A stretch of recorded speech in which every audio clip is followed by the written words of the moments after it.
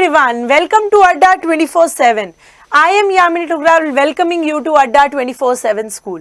तो बच्चों last class में लास्ट लेक्चर के अंदर हमने फोटोसिंथेसिस इन हायर प्लांट्स के अंदर पढ़ा था कि कौन कौन सी पिगमेंट्स हमारी फोटोसिंथेसिस में जरूरी होती हैं। 4 पिगमेंट जरूरी होती हैं, chlorophyll A, chlorophyll B, xanthophylls and carotenoids, जिसमें से हमारी क्लोरोफिल ए जो होती है वो मेजर पिगमेंट होती है, बाकी 3 जो हमारी होती हैं क्या होती हैं, एक्सेसरी पिगमेंट्स होती हैं। मेजर पिगमेंट जो हमारी होती है वो कौन सी स्पेक्ट्रा को एब्जॉर्ब करती है, ब्लू और रेड वेवलेंथ वाली स्पेक्ट्रा को जो है एब्जॉर्ब करती है। उसके बाद हमने पढ़ा था कि लाइट रिएक्शंस क्या होते हैं। क्या होते हैं लाइट रिएक्शंस? जैसे कि उनका नाम बताता है वो लाइट डिपेंडेंट रिएक्शंस होते हैं। जब लाइट आएगी तो वो रिएक्शंस करते हैं। इसमें हमारे 2 फोटो सिस्टम इन्वॉल्व होते हैं, photo system 1 and photo system 2। ये 2 सिस्टम मिलके हमारे क्या बनाते हैं, ये 2 सिस्टम मिलके हमारा लाइट हार्वेस्टिंग कॉम्प्लेक्स बनाते हैं। और इसके अंदर जो रिएक्शन सेंटर पे होता है हमारा होता है क्लोरोफिल ए, जो कि हमारी मेजर पिगमेंट होती है। तो उसके बाद में हमने देखा था कि फोटो सिस्टम 1 के अंदर इलेक्ट्रॉन कौन सी वेवलेंथ पे एक्साइट होते हैं, हमारे 700 नैनोमीटर पे फोटो सिस्टम 1 के इलेक्ट्रॉन्स एक्साइट होके आगे मूव करते हैं इलेक्ट्रॉन एक्सेप्टर पे। उसी तरफ अगर हम PS2 का देखें, फोटो सिस्टम 2 का देखें, तो उस पर 680 नैनोमीटर की वेवलेंथ पे जब लाइट आती है तो इलेक्ट्रॉन्स एक्साइट होके टर्मिनल इलेक्ट्रॉन एक्सेप्टर पे चले जाते हैं। PS2 से लेके PS1 तक जो होता है इलेक्ट्रॉन्स मूव करते हैं और उसके बाद में वो टर्मिनल में चले जाते हैं NADP+ में, और वो क्या करते हैं, वो रिड्यूस हो जाते हैं इनटू NADPH। तो इसके अंदर हमारी 2 फॉस्फोराइलेशन थी, एक थी हमारी साइक्लिक और एक थी नॉन साइक्लिक।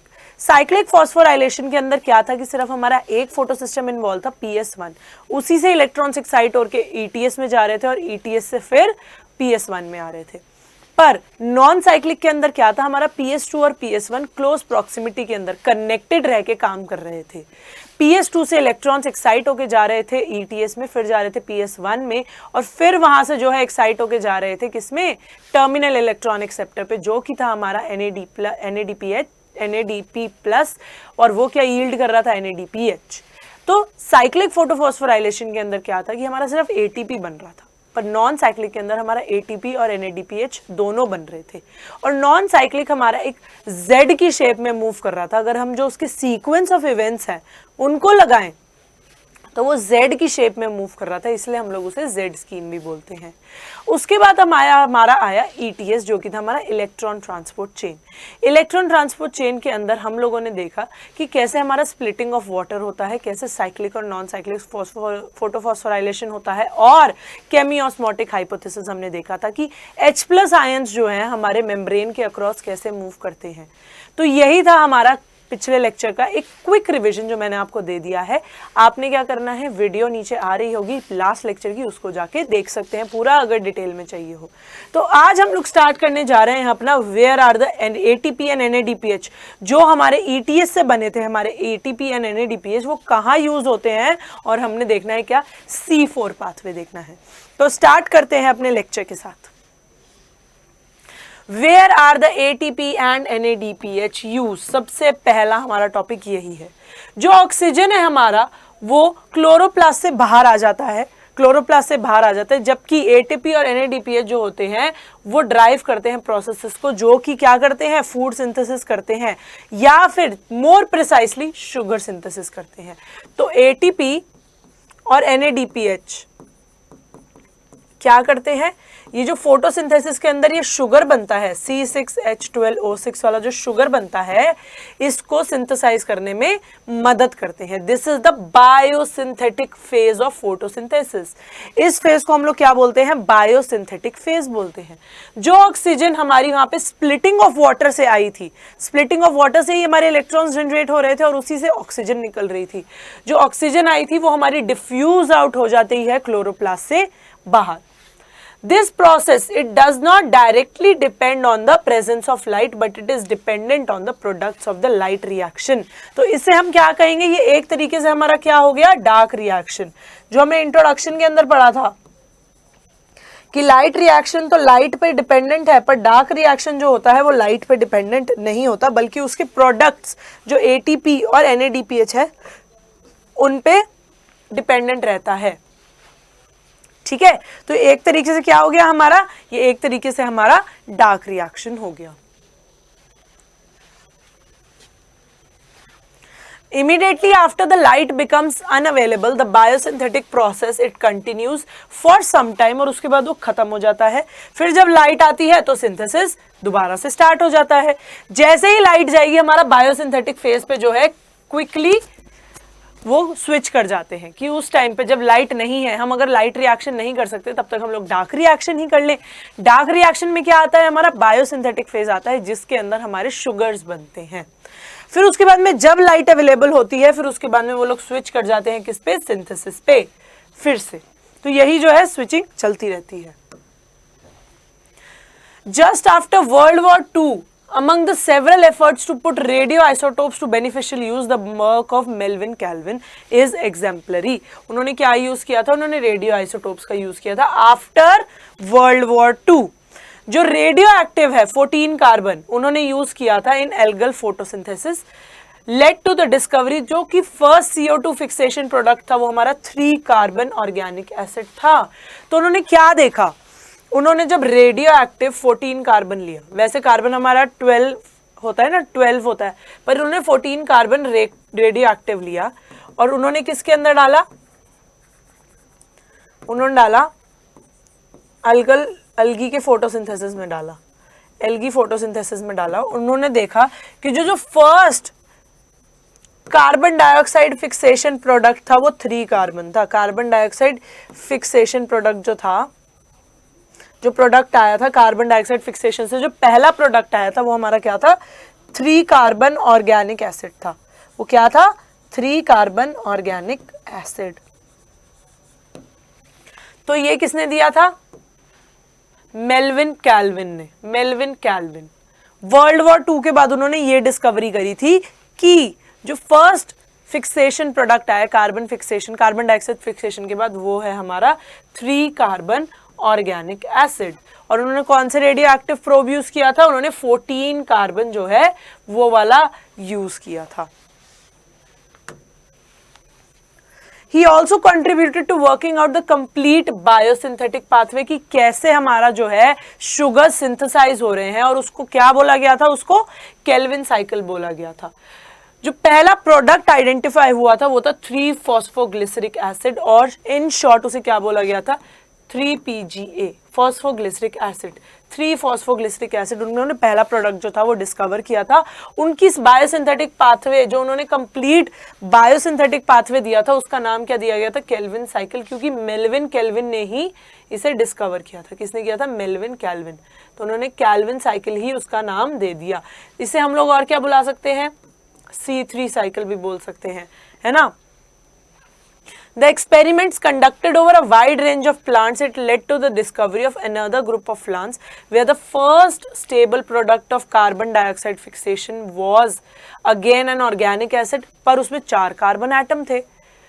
अब उन्होंने एक और जो है डिस्कवरी वो लोग करते गए, उन्होंने एक प्लांट की एक और डिस्कवरी करी जिसके अंदर जो पहला कार्बन फिक्सेशन प्रोडक्ट था, इसके अंदर तो क्या था, 3 कार्बन था, उसके अंदर 4 कार्बन आया, 4 कार्बन एटम आया था। उसमें क्या था, वो क्या था, हमारा oxalo acetic acid. Oxalo acetic acid C3 pathway हम इसे ये बोलते हैं क्योंकि इसमें जो पहला प्रोडक्ट था वो हमारा क्या था, 3 कार्बन था, 3 फॉस्फोग्लिसरिक एसिड। अब जैसे जो दूसरा प्लांट हमने किया उसके अंदर डिस्कवरी क्या आई कि 4 कार्बन आएगा स्टेबल प्रोडक्ट, 4 कार्बन उसके अंदर स्टेबल प्रोडक्ट आया जिसका नाम क्या था, ऑक्सैलो एसिटिक एसिड, या फिर हम उसे शॉर्ट फॉर्म में क्या बोल रहे थे, OAA। तो ये देखा गया, इसको क्या बोला फिर, C4 पाथवे, उसको क्या बोला, C3 पाथवे। इसी पे जो थे 2 पाथवे आ गए थे, C3 एंड C4। C3 के अंदर 3 कार्बन जो था वो प्रोडक्ट पहला स्टेबल आया था, और C4 के अंदर 4 कार्बन जो था वो पहला स्टेबल प्रोडक्ट आया था।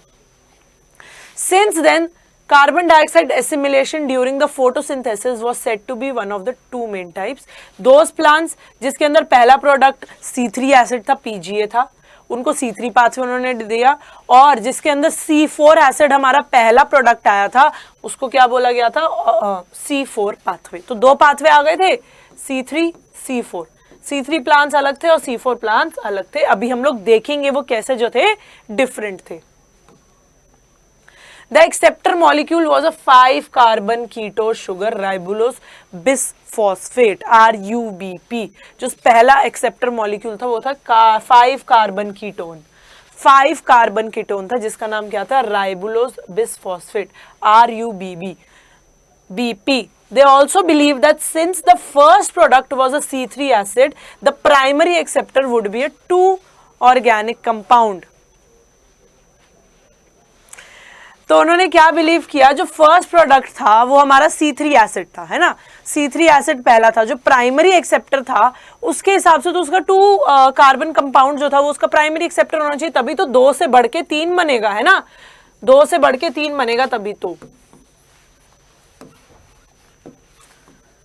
कि अगर 2 कार्बन वाला हमारा प्राइमरी एक्सेप्टर है, वो एक्सेप्ट कर रहा है तो ही तो वो 3 कार्बन बनाएगा। पर बाद में ही उन्होंने बहुत साल निकाल दिए इसी 2 कार्बन वाले कंपाउंड को खोजने के लिए, निकालने के लिए कि क्या होगा 2 कार्बन कंपाउंड, पर उन्हें अल्टीमेटली पता चला कि 5 कार्बन कीटोन जो था वो प्राइमरी एक्सेप्टर था। Isn't it contradictory कि अगर 3 कार्बन बन रहा है और प्राइमरी एक्सेप्टर हमारा 5 कार्बन है तो वो तो 6 कार्बन बन जाएगा।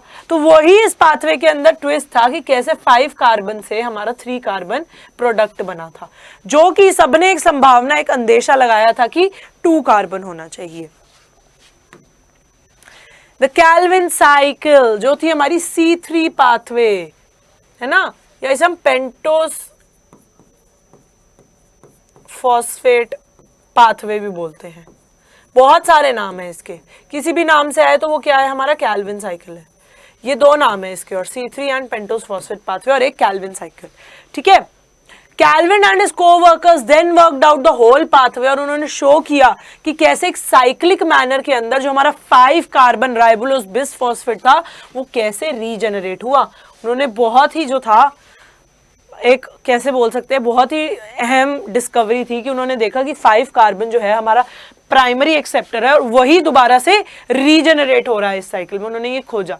सबसे पहला स्टेप था इसके अंदर कार्बन फिक्सेशन, दूसरा है रिडक्शन और तीसरा है रीजनरेशन। 3 स्टेप्स के अंदर ये साइकिल वर्क करती है। सबसे पहला कार्बन फिक्सेशन, फिर रिडक्शन और फिर रीजनरेशन। ये 3 स्टेप्स है हमारे कैल्विन साइकिल के। कौन कौन से? कार्बन फिक्सेशन, रिडक्शन और रीजनरेशन। फिक्सेशन को हम लोग कार्बोक्सिलेशन भी बोल सकते हैं। तो फिक्सेशन और carboxylation they are one at the same thing. Carboxylation is the fixation of carbon dioxide into a stable organic intermediate. जैसे कि साइकिल के अंदर दिया गया कि रुबिस्को के अंदर 3 कार्बन डाइऑक्साइड आके फिक्स हो गई। 3 कार्बन डाइऑक्साइड रुबिस्को ने एक्सेप्ट कर ली। Carboxylation is the most crucial step of Calvin cycle. जो पहला स्टेप है वो मोस्ट क्रूशियल स्टेप है कैल्विन साइकिल का, जिसके अंदर CO2 जो है यूटिलाइज हो रही है for the carboxylation of RUBP, that is ribulose bisphosphate. This reaction it is catalyzed by the enzyme RUBP carboxylase, which results in the formation of 2 molecules of 3-phosphoglyceric acid.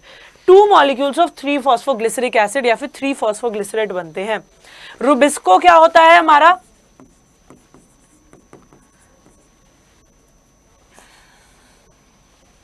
Rubisco है हमारा RUBP carboxylase.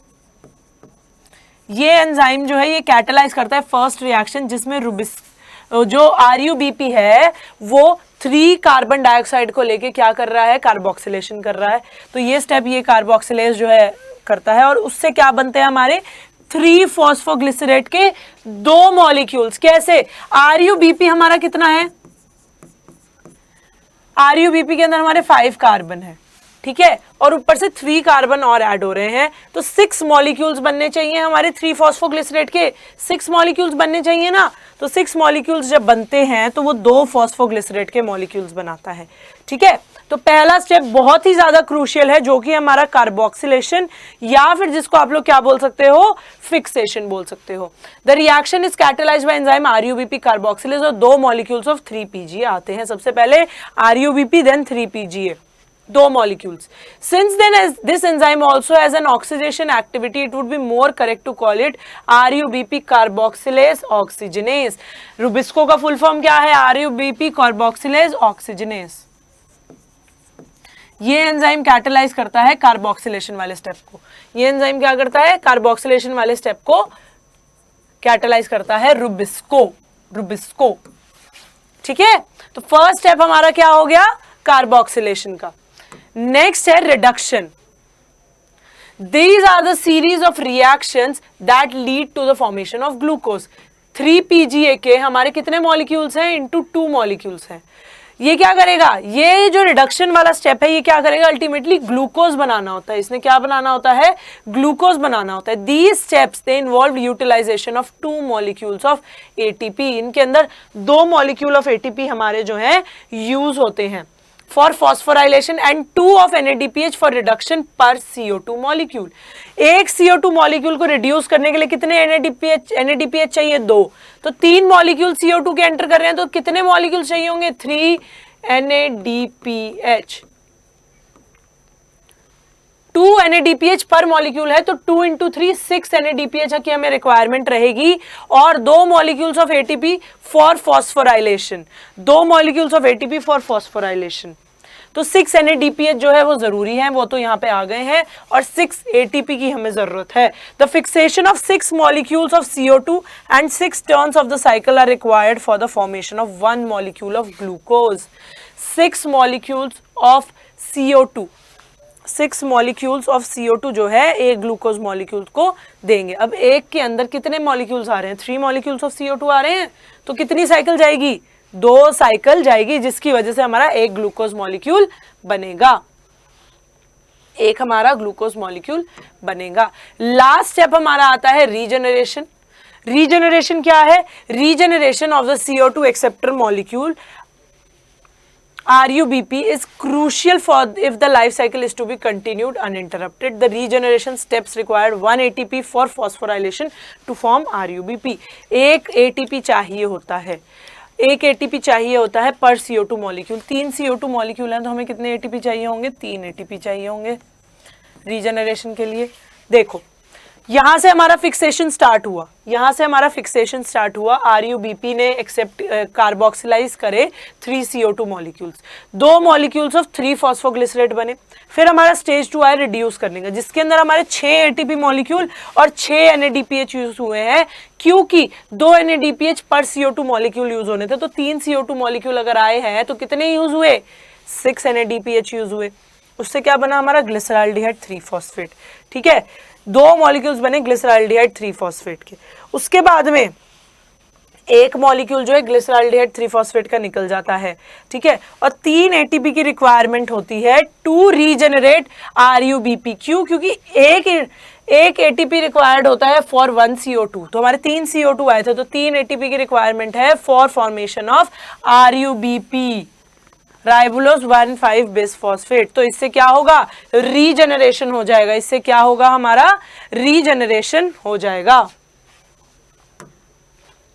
Hence, for every CO2 molecule entering the Calvin cycle, 3 molecules of ATP and 2 of NADPH they are required. हर एक CO2 के लिए हमें कितने चाहिए होते हैं?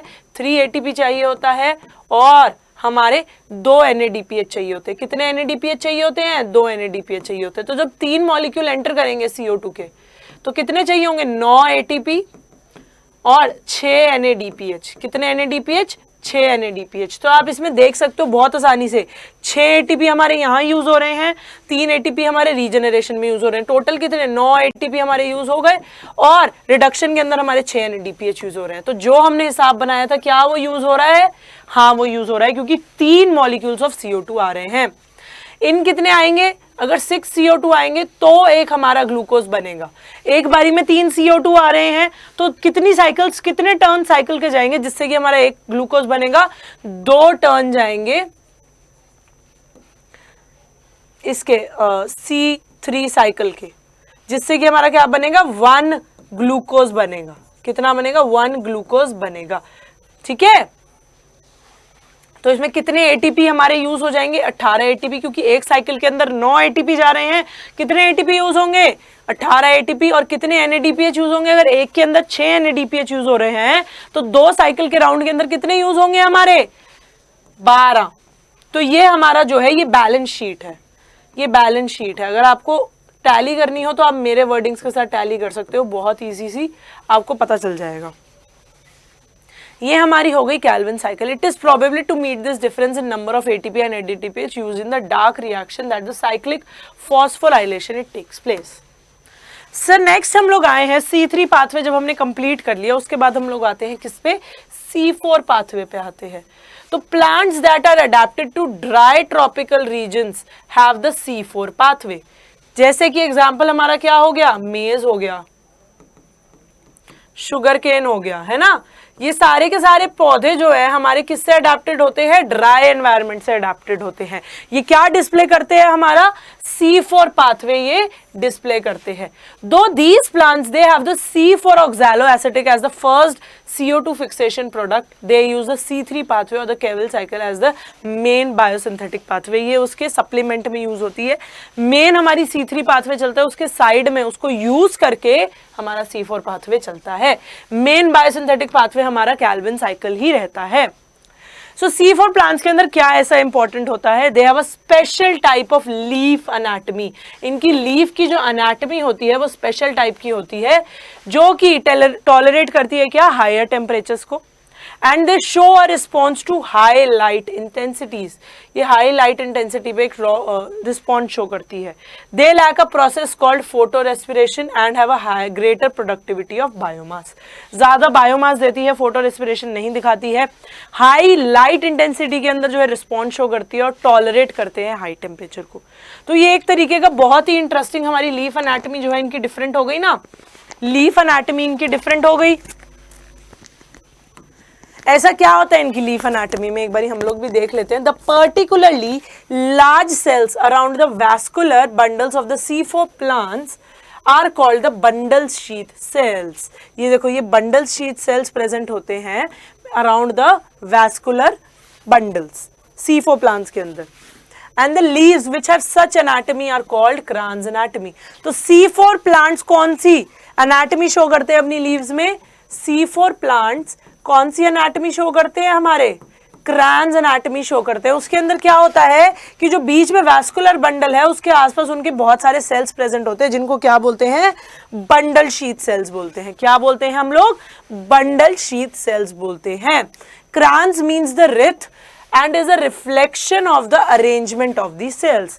क्रांस का मतलब क्या होता है, रीथ होता है, और it is a reflection of arrangement of cells. Arrangement of cells के बेसिस पे ही हम लोग इसे क्या बुला रहे हैं, क्रांस बुला रहे हैं। The bundle sheath cells may form several layers around the vascular bundles। जो bundle sheath cells है वो several layers बनाएंगी around the vascular bundles, और characterize क्या होगा, large number of chloroplast, thick walls which is impervious to gaseous exchange and no intercellular spaces। इनके vascular bundle sheath cells के अंदर क्या होता है कि कोई भी जो है इंटरसेलुलर स्पेसेस नहीं होती है, इंटरसेलुलर स्पेसेस बहुत कम होती है, गैशियस एक्सचेंज कम होता है। अब ये ड्राई एनवायरनमेंट में रह रहे हैं। ड्राई एनवायरनमेंट में अगर ट्रांसपिरेशन ज्यादा होगा तो पानी जो है प्लांट्स के अंदर कम रहेगा और वो जल्दी ही सूख जाएंगे। तो उनको क्या करना होता है कि अपना पानी बचाना होता है, उनको अपना पानी बचाना होता है। तो उसके लिए वो क्या करते हैं, थिक वॉल्स होती हैं, नंबर ऑफ क्लोरोप्लास्ट होते हैं जिससे कि खाना ज्यादा बने और पानी ज्यादा ट्रैप हो जितना भी मिले, और इंटरसेलुलर स्पेसेस नहीं होती हैं ताकि कोई भी अननेसेसरी लॉस उनकी लीव्स के अंदर से ना हो, कोई भी अननेसेसरी लॉस उनकी लीव्स के अंदर से ना हो। तो यही जो था हमने देखा था C4 प्लांट्स के अंदर। फिर हमारा आया है C4 पाथवे, जिसको हम लोग हैच एंड स्लैक पाथवे भी बोल सकते हैं। क्या बोल सकते हैं, hatch and slack pathway.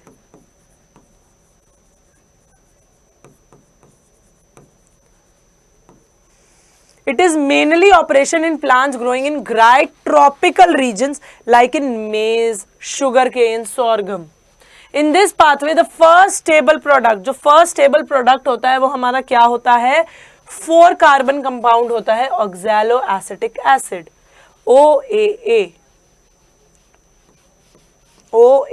oxaloacetic acid. So it is called as C4 pathway। क्योंकि C3 के अंदर जो फर्स्ट स्टेबल प्रोडक्ट था वो हमारा क्या था, 3 कार्बन था, 3 कार्बन था PGA, फॉस्फोग्लिसरिक एसिड। इसके अंदर क्या है, C4 है, मतलब 4 कार्बन वाला है, ऑक्सैलो एसिटिक एसिड या फिर oxalo acetate. The primary carbon dioxide acceptor is a 3 carbon molecule, जो कि है हमारा फॉस्फोइनॉल पायरुवेट, जो कि मीजोफिल सेल्स के अंदर प्रेजेंट होता है, और एंजाइम जो इन्वॉल्व होता है कि PEP carboxylase, phosphoenol pyruvate carboxylase. तो पहला जो हमारा प्राइमरी कार्बन डाइऑक्साइड एक्सेप्टर होता है वो क्या होता है, 3 कार्बन मॉलिक्यूल होता है। ये रहा हमारा फॉस्फोइनॉल पायरुवेट। यहाँ से एटमॉस्फेरिक CO2 जो है वो फिक्स होती है, फिर क्या बनता है हमारा C4 एसिड बनता है। C4 एसिड ट्रांसफर होता है, फिर उसके अंदर डी कार्बोक्सिलेशन होती है, मतलब कार्बन डाइऑक्साइड निकल जाता है। उसके बाद वो कार्बन डाइऑक्साइड जो वहां से निकलता है डी कार्बोक्सिलेशन के बाद, देखो बच्चों ये जो हमारा स्टार्ट होता है गाइस, ये हमारा स्टार्ट होता है मीजोफिल सेल्स में। ये हमारा किस में स्टार्ट होता है, मीजोफिल सेल्स में स्टार्ट होता है कि फॉस्फोइनॉल पायरुवेट सबसे पहले एटमॉस्फेरिक कार्बन डाइऑक्साइड को फिक्स कर रहा है, कार्बोक्सिलेशन हुई, C4 एसिड बना, फिर मीजोफिल सेल से वो जाता है किसमें, बंडल शीथ सेल्स में। बंडल शीथ के अंदर क्या होता है कि वो C4 एसिड के अंदर डी कार्बोक्सिलेशन हो जाती है, मतलब उसके अंदर से कार्बन डाइऑक्साइड निकल जाता है। कार्बन डाइऑक्साइड निकल के कहाँ चला जाता है, कैल्विन साइकिल के अंदर चला जाता है। तो ये कहाँ जुड़ा हुआ होता है, बंडल शीथ सेल से जब डी कार्बोक्सिलेशन होके कार्बन डाइऑक्साइड निकल जाता है, वो किस में फिक्स होता है, कैल्विन साइकिल में। फिर बनता है हमारा C3 एसिड। C3 एसिड फिर ट्रांसपोर्ट होता है हमारा मीजोफिल सेल में, मीजोफिल सेल से बंडल शीथ में आया, बंडल शीथ से फिर से मीजोफिल सेल में गया, हाँ वहां पे रीजेनरेशन हुई और फिर से वो क्या बन गया, फॉस्फोइनॉल पायरुवेट बन गया। जो पहला स्टेप है फिक्सेशन का, वो कौन सा एंजाइम कैटालाइज करता है, हमारा PEP carboxylase, phosphoenol pyruvate carboxylase. ठीक है, oxaloacetic, it is formed in the mesophyll cells. It forms 4 carbon compound like malic acid या फिर aspartic acid. Malic acid या फिर aspartic acid वो बनाता है, 4 कार्बन एसिड जो बनाता है। इधर जो मैंने C4 एसिड लिखा हुआ है वो या तो मैलिक एसिड भी हो सकता है, एस्पार्टिक एसिड भी हो सकता है। It is transported to the bundle sheath cells. वो ही जो है बंडल शीथ सेल्स के अंदर ट्रांसपोर्ट हो जाता है। It is broken into CO2 and a 3 carbon molecule. CO2 और 3 कार्बन मॉलिक्यूल के अंदर ब्रेक डाउन हो जाता है। वो CO2 जो बंडल शीथ सेल के अंदर निकलती है वो कहाँ चली जाती है, C3 पाथवे के अंदर चली जाती है, और वो 3 कार्बन मॉलिक्यूल जो है वापस से मीजोफिल सेल के अंदर आता है, जिसमें कि वो क्या बना देता है, वापस से फॉस्फोइनॉल पायरुवेट बना देता है। जो CO2 मॉलिक्यूल रिलीज होता है बंडल शीथ सेल के अंदर, वो एंटर किस में करता है, हमारा कैल्विन साइकिल में, जो कि मैं तुम्हें बता चुकी हूं, जहां पे एंजाइम हमारा रुबिस्को मौजूद होता है विच फॉर्म्स दी शुगर। तो ये बहुत ही सिंपलर पाथवे है compare to the C3 pathway, बहुत ही सिंपलर पाथवे है। हाँ, the Calvin pathway occurs in all the mesophyll cells of the C3 plants. C3 plants के सारे mesophyll cells के अंदर क्या होता है, हमारा Calvin pathway होता है, पर C4 प्लांट्स के अंदर जो होता है मीजोफिल्स के अंदर नहीं होता, वो किसके अंदर होता है, बंडल शीथ सेल्स के अंदर होता है। किसके अंदर होता है, हमारा बंडल शीथ सेल्स के अंदर होता है। तो एक बार हम लोग देख लेते हैं C3 और C4 प्लांट्स जो हमारे होते हैं उनके बीच का डिफरेंस। C3 और C4 पाथवे के बीच का डिफरेंस अगर हम लोग देखें, अगर हम डिफरेंस पॉइंट आउट करने पे आए, तो C3 पाथवे के अंदर क्या होता है, हमारा प्राइमरी एक्सेप्टर क्या रहता है, हमारा RUBP, राइबुलोज बिसफॉस्फेट, जो कि क्या होता है, हमारा 5 कार्बन होता है।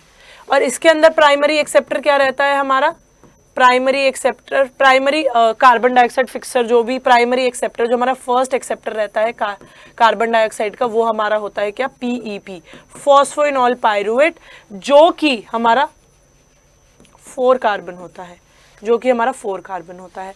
इसके अंदर ये कहाँ का टेक प्लेस करती है C3 साइकिल, ये हमारी मीजोफिल सेल्स में करती है, ये हमारी मीजोफिल सेल्स में करती है। और ये कहाँ करती है, हमारी mesophyll and bundle sheath sales, mesophyll plus bundle sheath cells.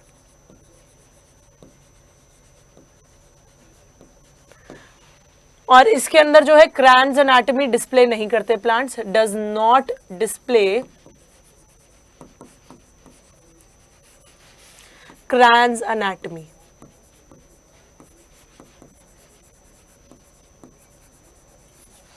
ये जो करते हैं ये डिस्प्ले करते हैं, डिस्प्ले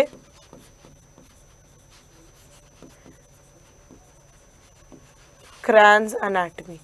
ये कुछ पॉइंट ऑफ डिफरेंसेस है जो मैंने नोट किए हैं, अगर आपने भी नोट किए हैं तो आप भी इसके अलावा और भी पॉइंट्स जो है नोट डाउन कर सकते हो। वैसे और भी पॉइंट्स हो जाएंगे, अप्रॉक्स 5 पॉइंट्स हो जाने चाहिए दोनों के। तो मेरे अकॉर्डिंगली C3 और C4 के अंदर यही डिफरेंस रहता है। एक बारी हम लोग क्या कर लेते हैं, एक बारी क्विक कंक्लूड कर लेते हैं अपने आज के चैप्टर को कि हमने क्या क्या पढ़ा है। अगर हम लोग देखें सबसे पहले NADP और ATP, NADPH और ATP हमारे कहाँ यूज होते हैं, they are use in the biosynthetic pathway. उसके अंदर क्या होता है, हमारा जो ऑक्सीजन होता है वो क्लोरोप्लास्ट से जो है डिफ्यूज आउट हो जाता है, पर जो हमारे ATP और NADPH है वो क्या करते हैं, शुगर्स बनाने में हमारी मदद करते हैं। क्या करते हैं, शुगर्स बनाने में हमारी मदद करते हैं। और ये डायरेक्टली जो है लाइट पे डिपेंड नहीं करते ये वाले रिएक्शन, तो इनको हम लोग क्या बोलते हैं, डार्क रिएक्शन बोलते हैं, क्योंकि ये लाइट रिएक्शन के जो प्रोडक्ट्स आते हैं हमारे ATP और NADPH उन पे डिपेंड करते हैं। तो ये कैसे देखा गया था कि इसके अंदर जो है कार्बन डाइऑक्साइड की फिक्सेशन हो रही है by a radioactive isotope of carbon 14 carbon के थ्रू देखा गया था, जब उसे एल्गल फोटोसिंथेसिस स्टडी के अंदर देखा गया था। तो पहला जो प्रोडक्ट हमने देखा था वो था 3 कार्बन ऑर्गेनिक एसिड का।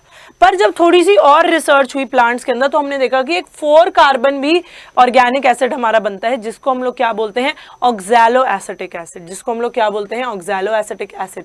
जो 3 कार्बन हमारा बनता है वो कौन सी साइकिल में बनता है, C3 साइकिल में बनता है, जिसको हम लोग कैल्विन साइकिल भी बोलते हैं। और जो 4 कार्बन हमारा प्रोडक्ट आता है वो किस में आता है, C4 साइकिल के अंदर आता है, जिसको हम लोग हैच एंड स्लैक पाथवे भी बोलते हैं।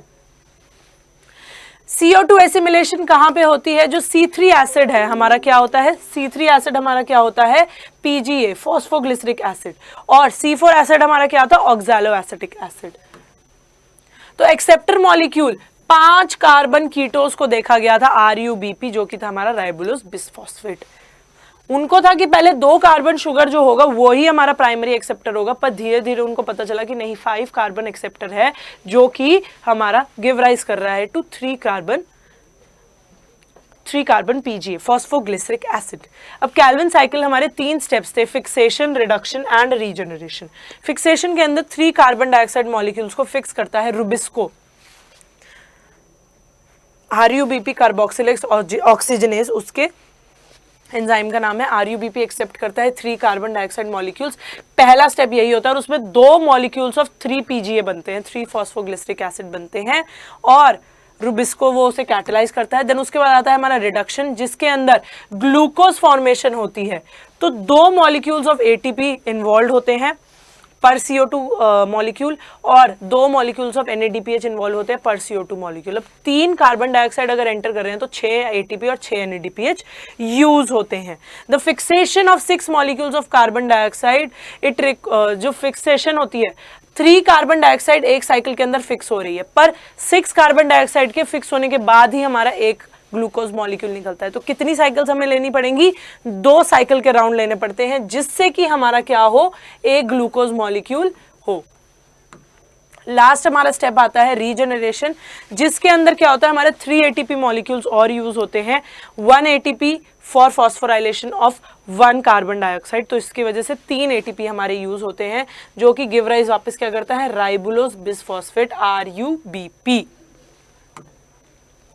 कैल्विन साइकिल का हम लोग एक बारी बैलेंस शीट देख ले तो हमारे 6 CO2 से 1 ग्लूकोज बनता है, और एक साइकिल के अंदर 3 CO2 होते हैं। तो 6 CO2 की वजह से मतलब 2 साइकिल्स हो गई।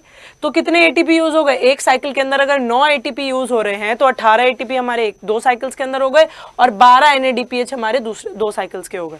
तो ये टोटल हमारे मिलके बनाता है 1 ग्लूकोज, 18 ADP एंड 12 NADP। उसके बाद में आता है हमारा C4 पाथवे। C4 पाथवे उन प्लांट्स के अंदर होता है जो ड्राई ट्रॉपिकल रीजन्स के अंदर होते हैं, और इसके अंदर 4 कार्बन हमारा जो है प्रोडक्ट आता है, ऑक्सैलो एसिटिक एसिड। पर वो बीच में जो है एक कार्बन डाइऑक्साइड को C3 पाथवे से लिंक कर देता है। मतलब मेन जो साइकिल रहती है वो हमारी कैल्विन साइकिल ही रहती है, ये एक्सेसरी साइकिल है, ये उसके साथ में सपोर्टिंग साइकिल है। C4 प्लांट्स के अंदर एक स्पेशल टाइप की एनाटमी होती है जो उनकी लीव्स डिस्प्ले करती है, जिसे हम लोग क्रैन्स एनाटमी बोलते हैं। ये उनकी लीव्स की एनाटमी है। जिसमें सेंटर में वैस्कुलर बंडल होता है, आसपास बंडल शीथ सेल्स होते हैं और उसके आसपास में मीजोफिल सेल्स होते हैं। क्या डिस्प्ले करते हैं ये लोग क्रायन्स एनाटॉमी में कि फोटो रेस्पिरेशन डिस्प्ले नहीं करते। हाई वॉल्यूम ऑफ क्लोरोप्लास्ट होते हैं, थिक वॉल्स होती हैं और नो इंटरसेलुलर स्पेसेस होती हैं। अगर थिक वॉल्स होंगी तो कोई इंटरसेलुलर स्पेसेस नहीं होती हैं। तो उसके बाद में हमारा आया C4 पाथवे, जिसको हम लोग हैच एंड स्लैक पाथवे बोलते हैं। किसके अंदर देखा जाता है? एग्जाम्पल मेज, शुगरकेन, सॉर्गम। तो इसमें क्या होता है, जो प्राइमरी कार्बन डाइऑक्साइड एक्सेप्टर होता है वो होता है हमारा फॉस्फोइनोल पायरुवेट, जो कि मीजोफिल सेल के अंदर एक कार्बन डाइऑक्साइड को फिक्स करता है और बनाता है C4 एसिड, जो कि मैलिक एसिड भी हो सकता है, एस्पार्टिक एसिड भी हो सकता है।